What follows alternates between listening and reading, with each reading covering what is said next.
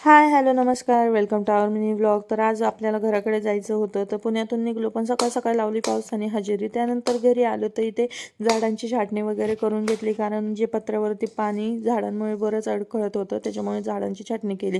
तर वातावरण एकदम मस्त झालं होतं, चहा पाणी झालं. त्यानंतर निघालो मोराची चिंचोलीला. तर वातावरण एकदम छान होतं. तर पाहू शकता, स्वर्गापेक्षा जास्त सुख वाटत होतं हे जे डोळ्यांना दिसत होतं त्या वातावरणाचं. पाऊस वगैरे तर काही नव्हता इकडे, पण त्यानंतर असा पाऊस सुरू झाला की काही सांगायला सोयच राहिली नाही, कारण भरपूर पाऊस आहे, सगळीकडे पाऊस आहे. पावसाने नको नको केले अक्षरशः.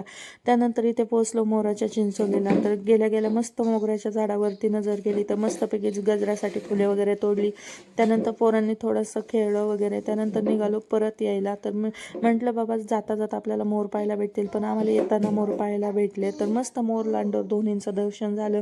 त्यानंतर येताना आंबे वगैरे दिसले, जे की वाटेमध्ये होते, जे गावरान होते घरी पिकवलेले. त्यामुळे मग तिथून आंबे घेतले आणि येता येता पाहिलं का बायसाहेबीन आमच्या गाडीतच सुरू झाल्या.